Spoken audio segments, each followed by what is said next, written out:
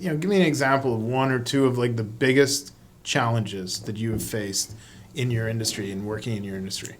At a broad level, from a technology perspective, and over the past 5 years, I've mentioned workforce transformation. So my focus has been to grow the technology and products that would enable the workforce transformation with value-added resellers and customers and users, those companies and individuals using those products. People are often more concerned about keeping lights on or just replacing what they have without really considering what they should be doing. And thinking about, not only how the mechanics of making a capital investment have changed with, consumption models, financing options, as examples on how to do more with less, overcoming the concern that, we're giving too much freedom and flexibility to our people, or we don't need this because it's working and we just gotta maintain it. Well, if you really do the math, and it does come down to math, we're talking about capital investment, operational expenses, right, services, and their subsequent contracts. Overcoming the long adopted mentality of just using what we have until it dies is actually counterintuitive. It's actually becoming more expensive. And then when you think about what you could be doing differently and what companies are not doing differently, that is certainly one big challenge. And then I've also noticed that people, they will not deviate from the norm. And when it comes to actual products and technologies and a brand, I've often recognized, again, being part of two large OEMs that have large competitors, there's just a quick reaction to, not necessarily a sales call, but a business discussion around, look, we've been buying this for years. It works. Why would I change? It's a good question. It's a relevant question. Right. But, the concern to deviate from the norm, again, I would argue, is probably doing the company holistically more harm than good.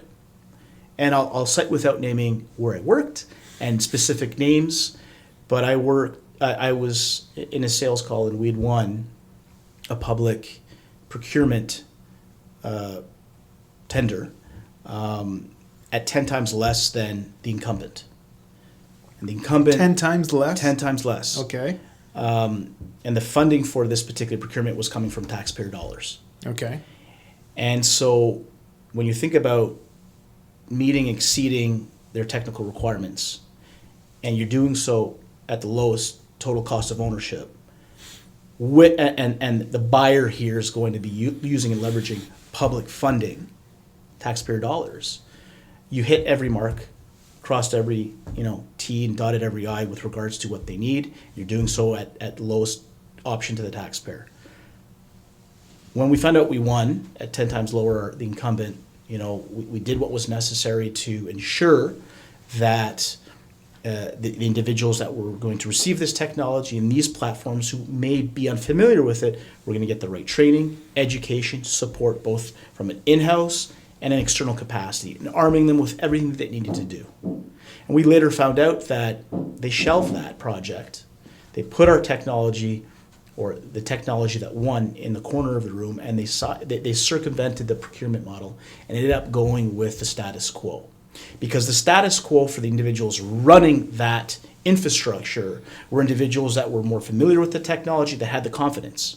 And I get that piece. But when you think about redeploying assets and redeploying and leveraging your financial abilities in different ways and reinvesting into the company or into their environment, I would say that was a bad decision. When you think about what it would have cost them to achieve and do everything they needed to do, both from a capital investment and then leveraging what those funds could have been used for elsewhere. A very high level example, but I saw that, I still see that, and it's not just in IT, it's in every facet, in every company. People are afraid to change. Yeah. And again, when I use that example and you look at it holistically, there's an array of factors and of things that I do believe, one should be considering. And too often at times, that bigger picture is not being considered. Sure. Companies are much too siloed than I would argue should be.